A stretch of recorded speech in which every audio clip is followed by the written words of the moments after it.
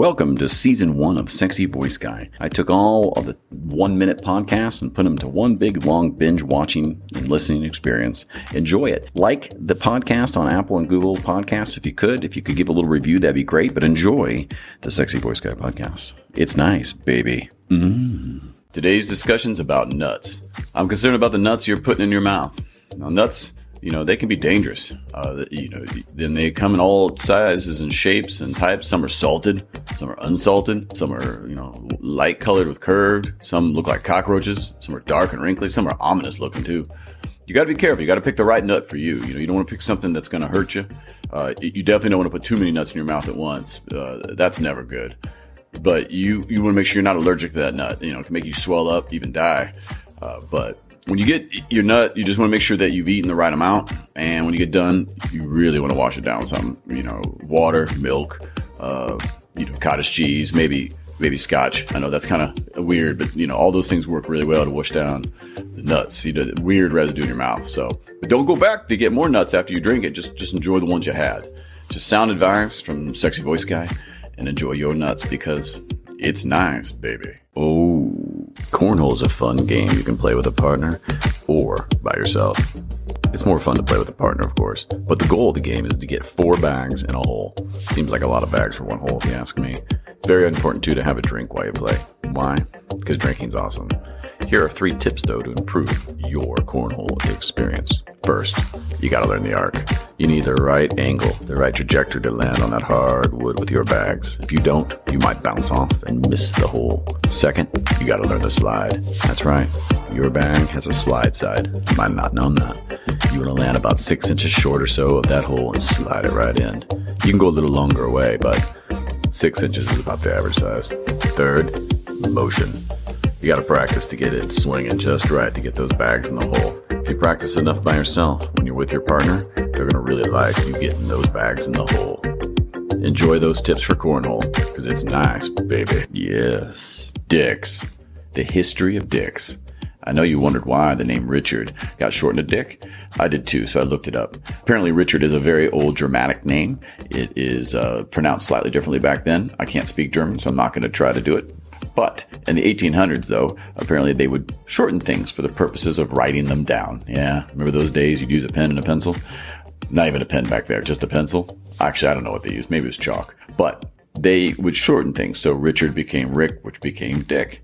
And Rick, Dick rhymed. They liked it. Dick stuck. Some famous Dicks you should know about are Dick Butkus, Dick Tracy, Dick Cavett, Dick Pole. That's a real name. John Holmes. They're all amazing Dicks. And today, if you're called Dick, it probably means you're a jerk. Or if you're referring to the male anatomy, they could be that too. Or maybe your name's just Richard. That's the history of dicks. Thanks for listening. Enjoy. It's nice, baby. Ah, hard seltzer. It's nice. Hard seltzer, adult seltzer, mature seltzer, spiked seltzer, and hard sparkling alcohol water is what this stuff is. It's a kind of drink that's fermented from cane sugar, sometimes malted barley, which is ironic because they always advertise as low sugar. That's weird. But I've only found one really good use for hard seltzer. Watch. This is Peter's first attempt at a birdie. White Claw! You motherfucker! That's hard seltzer by Sexy Voice Guy. It's nice, baby. Balls. You gotta clean your balls. I'm referring specifically to the balls in your bag. That's right, they get dirty sometimes when you play golf. And you gotta know how to clean them properly. So, when you take the balls out, clean them with warm, soapy water in a bucket. Don't mix other people's balls in there. And if you clean balls before, you don't want to do that. It gets confusing. It gets too intense.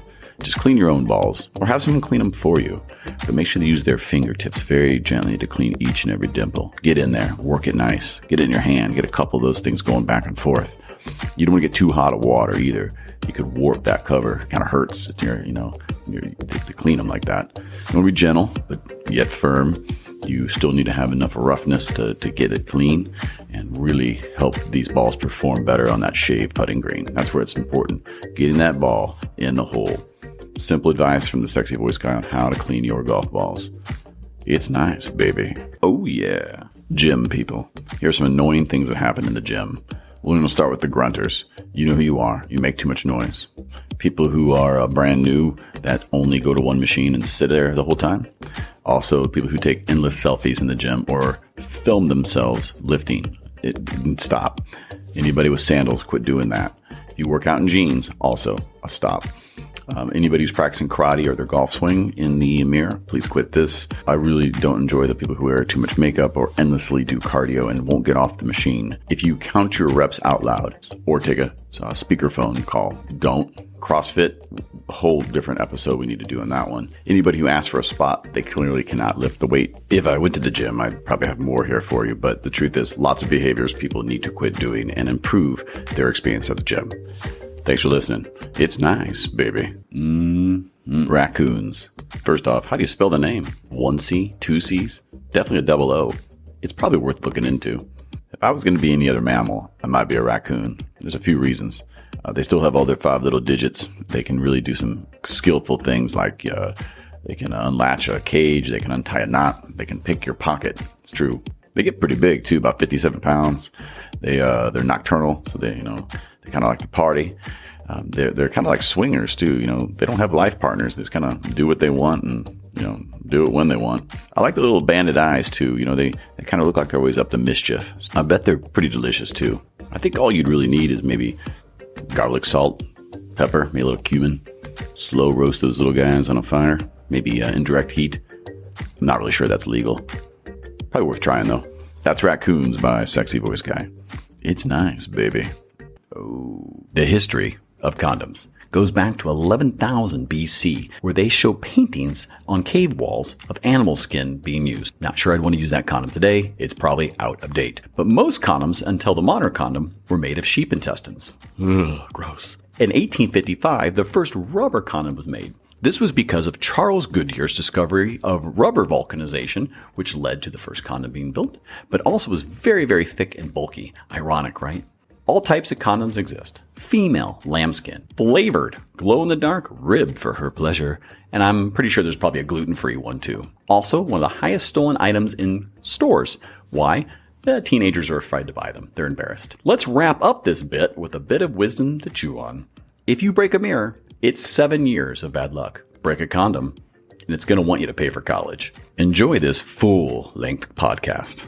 It's nice, baby. Next, eating tacos. Before you do, there's a few things you should know about tacos. 1, it's a pretty old dish. It's from the 18th century when gunpowder was wrapped up in paper like a taquito. Then they inserted it deep into the rocks, and they blew that shit up. This is from Mexico, one of the highest eating taco countries in the world. And I don't know if you know this, but anything can go in a taco. You can put whatever you want in that taco. Not everything is recommended. You don't want to put anything too spicy or anything you're going to choke on or anything that could cause damage. But you can put anything you want in a taco. It translates to light lunch. There's a whole day to celebrate a taco as well. Some tacos can be pretty damn expensive. If you're ever in St. Louis, Missouri, I do recommend Del Taco after maybe attending the bars downtown. Be careful. You may enjoy that taco twice. I love juicy tacos, all types, meat, chicken, pork. I don't know who the hell came out with a fish taco. They should be beat with a rubber chicken, but that's everything you need to know about tacos. It's nice, baby.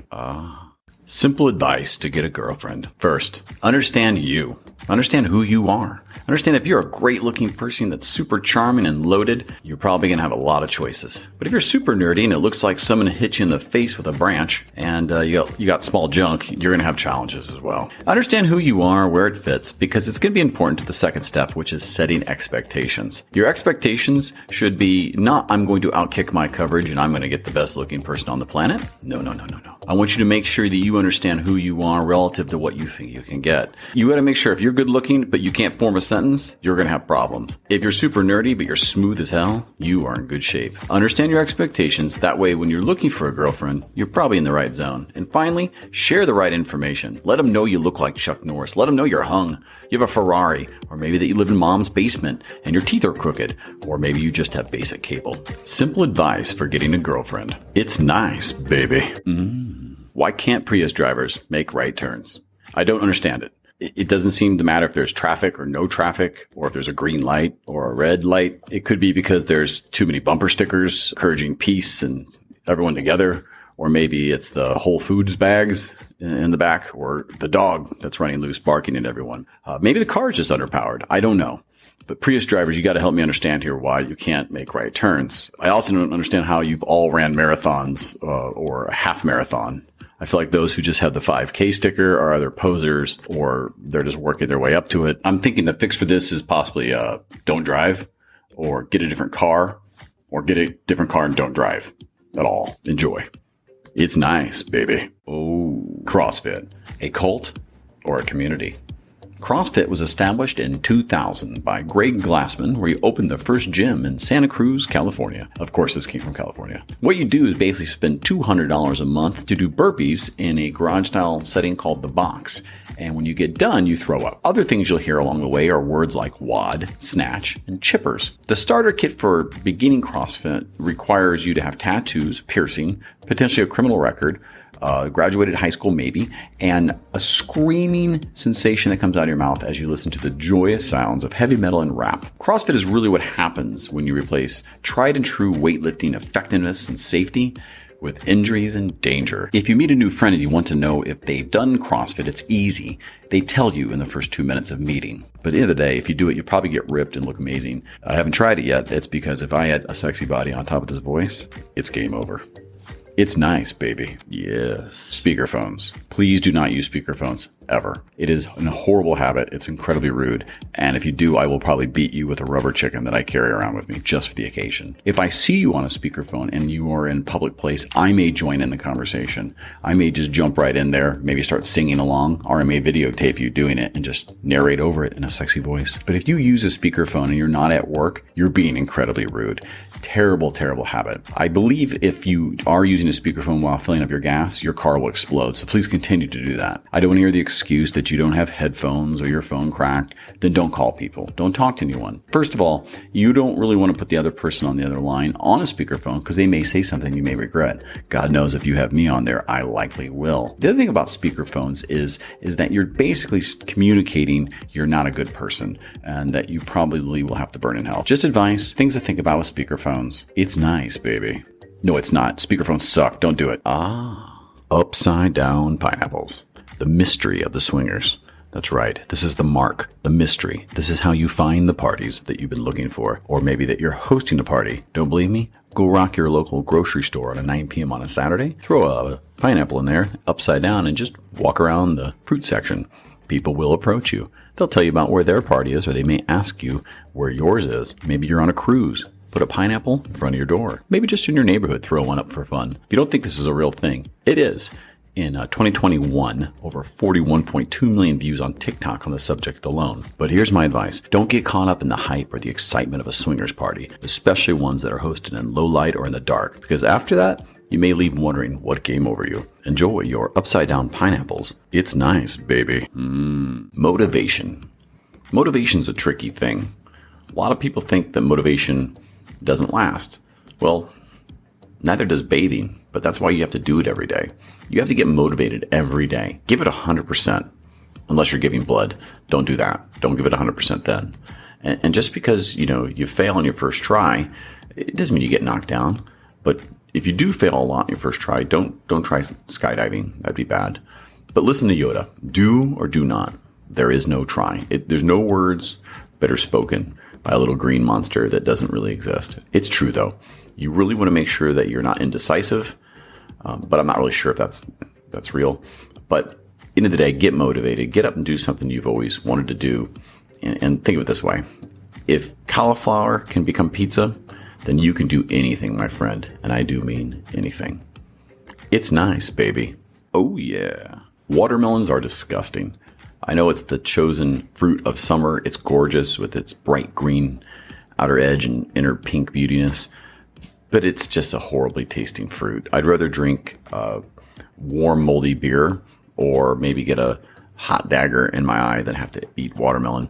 Its texture feels like sand and diarrhea, though I've never had either of those as food, but I think that's what it would come together.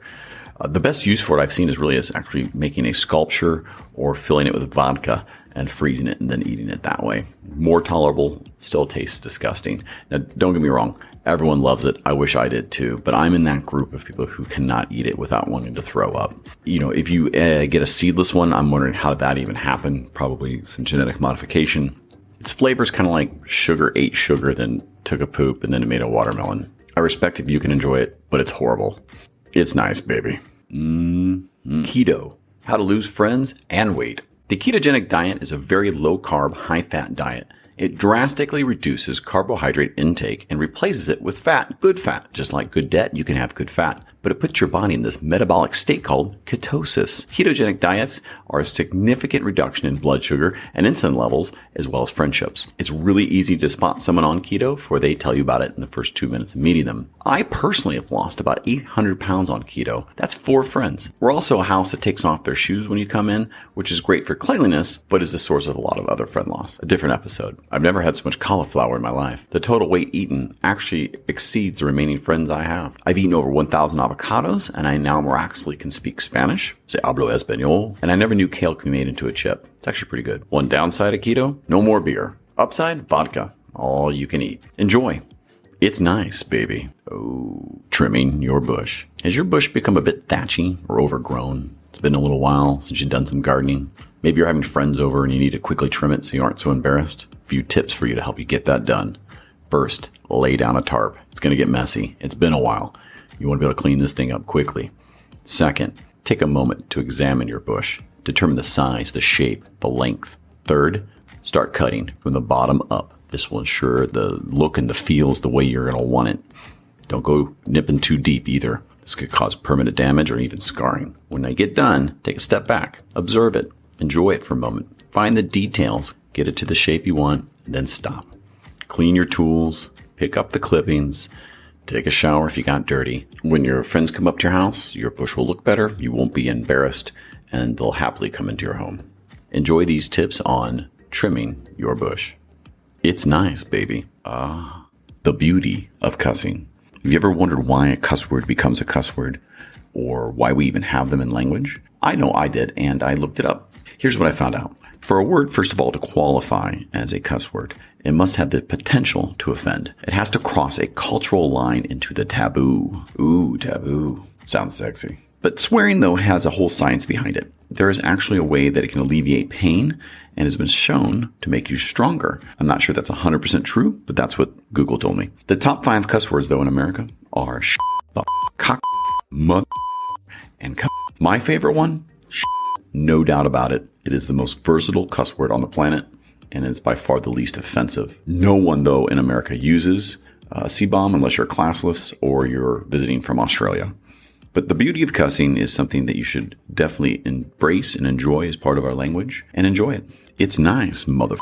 Next. Happy 4th of July from America and the Sexy Voice Guy. Here's some interesting facts about the 4th of July. First, Americans are going to eat over 150 million hot dogs, drink 16 billion gallons of beer, and blow up about $1 billion worth of fireworks, and lose some fingers. The actual vote for the Declaration of Independence was on July 2nd. It was only published in the papers on July 4th. And on July 4th, only 2 people actually signed the Declaration of Independence. That was Charles Thompson and the notorious John Hancock with his giant-ass signature. Nicolas Cage would argue there is a treasure map on the back, but there isn't. On the back of the Declaration of Independence, there's only a phrase that reads, Original Declaration of Independence, July 4th, 1776. Kind of like an NFT. An odd mystery related to the 4th of July is that on the 50th anniversary of the signing of the Declaration of Independence, Thomas Jefferson and John Adams both died within 5 hours of each other. Maybe they were partying a little hard. So party safely, America, and happy 4th of July. It's nice, baby. Ariana Grande is terrible. Her music is absolute garbage. Incredibly repetitive. Derivative of every song she ever sings. She was annoying as Cat on Sam and Cat. Don't ask why I know that show. Ironically, though, she does sound like a cat, getting slowly tortured to death when she sings. I would rather have a warm dagger gently inserted into my eardrum than listen to her music. Her lyrics are genuinely horrible, thoughtless, and meaningless, all in one. The trifecta, triple threat, if you will. Her music may cause cancer. I have no scientific proof except for the giant tumor growing on my ear every time she sings. I don't know why she just randomly cusses in her songs, adds no value, doesn't feel very smooth. She is really just celebrity culture. and it seems music is a second thought. According to thethings.com, she is a cheater, a bully, she's mean to her fans, and I think they're implying she may smell like rotted turkey. Ariana Grande's music? It's not nice, baby. Oh. Must know facts about the Philippines. First, it is composed of over 7,600 islands in Southeast Asia. The average temperature there is 765 degrees Fahrenheit. They have some of the most polite people on the planet, maybe because they start celebrating Christmas in September. Karaoke is the national activity, so practice your Barry Manilow and Neil Diamond, because if you don't like karaoke, you're a horrible person. They do send over 400 million text messages a day to each other, making it the thumb arthritis capital of the world. But they do the longest basketball game ever played, over 120 hours. Amazing for an average height of 4'3" in the country that they have a basketball team. They have 5 of the largest shopping malls and the largest volcanic eruption ever to occur in the last 50 years. Manny Pacquiao's from there, and he's so fast he can knock you out just looking at you. The yo-yo was invented there. Explains why they're such a level-headed culture that can deal with the ups and downs. They have rice with everything. Breakfast, lunch, dinner. If you don't have rice, it's not a meal. You can have it with mangoes, in your coffee, on your hot chocolate, with your ice cream. It's rice, baby. Yes. Vodka is awesome. Vodka is an amazing drink. It comes from the name voda, which means water in Russian. There's a time, though, in Russia when they ran out. On May 9th, 1945, when the Nazis surrendered to the Soviet Union, the Russians partied so hard, within 22 hours, they depleted their entire country's resources. I'm surprised they just didn't invade another country to go get some more. But let's not focus on Russia's vodka. Let's look more back to the United States, where they have Tito's, the vodka for dog lovers, made right in Austin, Texas. But most vodka has 90 calories per 50 grams per shot. It's lighter than water. It's one of the cleanest alcohols you can buy on the planet. It has no sugar, yeast, or any of those kind of things. If you're rocking keto, it's all you can drink, baby. Grade A friendly. Another really good brand of vodka is Double Cross out of Slovakia. Incredibly pure, won all types of awards. My personal preference is a Tito's with club soda and a pinch of lime. And like most drinks, the more you drink, the better I look and sound. It's nice, baby. Coffee. The nectar of the gods. Without it, the world would have ended. If you don't have coffee every morning, you're probably a terrible person, or you're just a baby. It's good to know that coffee was discovered by a goat herder in Egypt. America drinks the most coffee, with an average of 88.8 gallons per year per person. If you drink too much coffee in a day, you become irritable and a giant a-hole. So drink less, Karen. Coffee has a very special connection to all types of people. Even in music, it has a very special connection to Eric Clapton. Both are better without cream. You should also know the difference between coffee and your own opinion. Most people will only ask for coffee. There's really only 2 types of people in this world as well. Those that love coffee and liars. You should know how a coffee snob takes their coffee. Seriously, very seriously. Even IT people love coffee. They love Java. And hipsters often burn their tongue on coffee because they drink it before it's cool. Now, if you take my coffee, you better get ready for a mugging. But in all seriousness, coffee makes you an honest person, and without it, you'd be full of shit. It's nice, baby. Oh, yeah. The greatest beer to have after a long run is Tropicalia. So if you're a runner, like to torture yourself with long runs on Saturday or Sunday mornings right afterwards, I recommend a Tropicalia. They are amazing. Ripe and juicy. They smell like passion fruit, made love to a citrus tree. It's almost like baby Jesus visited and said, I want the greatest beer ever made. And then Creature Comforts made it in Tropicalia. It has a very distinct package. Bright orange, light blue can. Funny fact, it's what Thor drank when he got fat in the Marvel movies. Really good IPA. And that stands for an Indian Pale Ale, which you can only get in America. You can't get in India, ironically. But if you're going to do some running and you want to have a nice beer afterwards, this is what you need to have. This is the beer of choice. If you don't run, you can still drink it, of course, but you are much more likely to get chunky with big love handles and a gut, because that's what happens when you drink IPAs like water. Try it, Tropicalia. Go for a run first. Maybe go for a run afterwards, but it's harder to do it afterwards. So run first. It's nice, baby. I love Neil Diamond. And according to Bill Murray, there are only 2 types of people in this world. Those who love Neil Diamond and those who do not. And I certainly do. A few facts about Neil Diamond you should absolutely know. First, I've seen him 5 times. That's right, 5 times, but no more. He has Parkinson's. It's kind of sad. He went to school with Barbra Streisand in high school. They weren't friends, but they were in the same choir. He's known as the Jewish Elvis. He went to New York University as a fencer, and he loves to write songs about love. I mean, that's pretty sexy, right? Some of his top songs are Love on the Rocks, Cracklin' Rosie, and my favorite, Sweet Caroline. Should I sing it? Let's try it. Where it began, I can't begin to knowing, but that I know it's growing strong. Greatest karaoke song of all time. It's nice, baby. Oh. Safe words. It's a word used in sadomasochistic sexual practices to indicate that a participant wants to stop. Now, there's some general rules for picking your safe word. First, you better remember it. Don't make it too long. Second, you better be able to say it with a Gore-Tex mouth ball stuck in your face. Third, it better not be confusing like more, not enough, or harder. Here's some great examples you can use. Umbrella, Oprah, Ariana Grande, Justin Bieber, Oklahoma, mango, pause, pineapple, upside down pineapple, red. Here's a bad example. Sandusky, Auschwitz, or your ex's first name, your grandma's name, your mother's name, your priest's name from childhood. Don't do those. But safe words are there for a reason. Pick a good one, remember it, and use it wisely while you're getting tortured and beat up by your partner. Enjoy. It's nice, baby. Mm-hmm.